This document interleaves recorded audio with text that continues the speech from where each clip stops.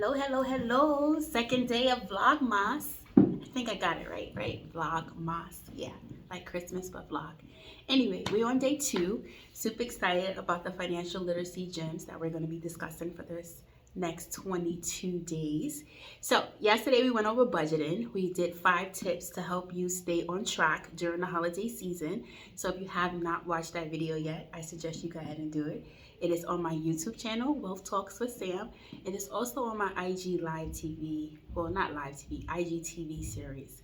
So, day 2, and we're talking about running your household like a business. Yes, like a business. So what does that mean? That means that you're no longer running your household like a family, but you're running it as a business, because this is technically a business. You want to make sure that you are bringing enough money, that all the bills are being paid, that you are not in a deficit each month when you're doing your expenses. So the first thing you want to do when you're running your household as a business is you want to sit down and do a budget. Now, the budget tips I shared yesterday are just little tips. But when I say budget, I mean you want to sit down and lay it all out. You want to look at your rent expenses. You want to look at your utilities. You want to look at your household needs. That's like groceries, like just essentials like toilet paper, soap, detergent. You want to add all that up. Childcare costs, you want to add up insurances costs, you want to add up medicine costs, medical costs. So you want to put all that together, and then you want to separate it into 2 categories. You want to put your needs and your wants.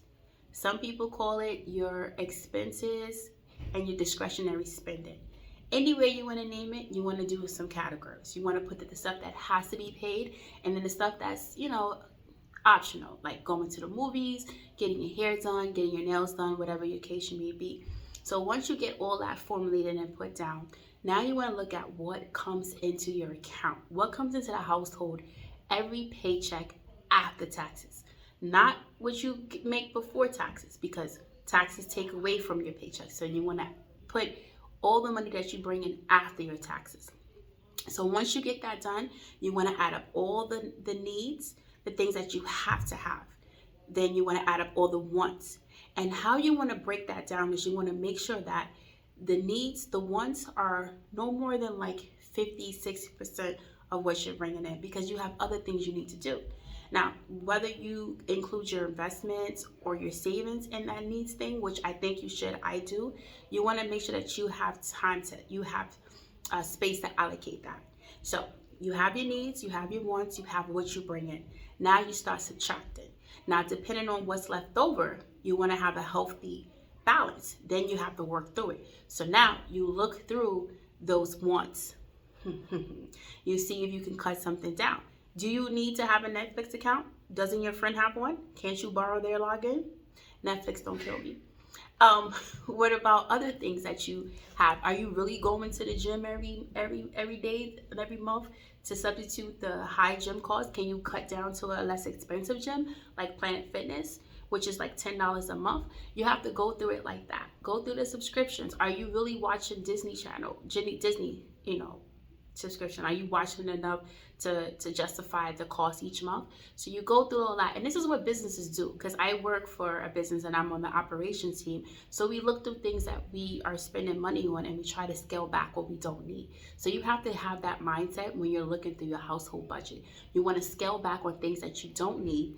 You might want to add it on later on, but right now you really don't need it, So you just want to be strategic about this. Second of all, so now you have your budget all set. Now you have to start splitting up your bank accounts. Yes, you need more than one bank account. Businesses do this all the time. They have bank accounts for payroll. They have a bank account to pay bills. They have a bank account that all the profit goes in. You want to separate your bank accounts, because what this does is it separates your money. So then you avoid overdraft fees. You actually are holding yourself accountable for what you said you're going to spend. So separate your bank accounts. Have different bank accounts. One for rent, one for bills, one for fun and pleasure, one for emergencies. Break those down. And what you can do that most people don't know is that you can talk to your HR rep, speak to your payroll person at your company, however it flows. And they can, when you do your direct deposit, you can submit more than one account to have the money allocated to. So Once you get that all done, now you're cooking. Now you're running your household like a business. Now you have to have meetings. You have to have meetings with your family, especially your kids. Like, I find that most people do not include their children in money conversations, and that is a big mistake. You know, our kids should be sitting down at the table with us, learning how we run the household, how we handle our finances, because what you're doing is you're putting it in their head that money is a tool. So you're teaching them how money works, how to use money. You're teaching them how to budget, how to pay bills. I don't know about y'all, but when I moved out of my grandmother and my grandmother's house, and I had my first apartment, I didn't know furniture cost so much, because all I saw growing up was my grandma always ordering new furniture, but I never knew how much it cost. So these are things that you want to teach your kids. Like, I tell my daughter, you know, you got to factor in your buying your toothpaste, your toothbrush, you know, your detergent. All this stuff is stuff that when you move out, you're like, oh, I want my own place. But all this stuff adds up. You don't realize how much your parents spend to keep the household running. So this is important. When you're doing your budgeting, when you're paying bills, include your children in it, because they're going to be doing this when they get older, and you don't want them having any shocks. So now we got our budget done. We got our bank account set up so that we have our money going different ways. And now we're cooking. You know, our kids are included in the conversations. Now we want to talk about projections. So remember that number when you subtracted your needs and your wants from what you bring in? Now you want to see if that number is pretty low and you want to do some things like go away, you want to put more money towards investments, you have to add more money in. You know, you have to bring more money into the house. Now, for some people, they're like, oh, I don't want to add another job.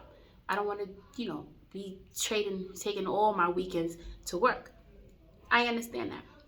There are other ways that you can make money. There are other ventures you can go on to make your money. You could do a home-based program. You could do affiliate programs.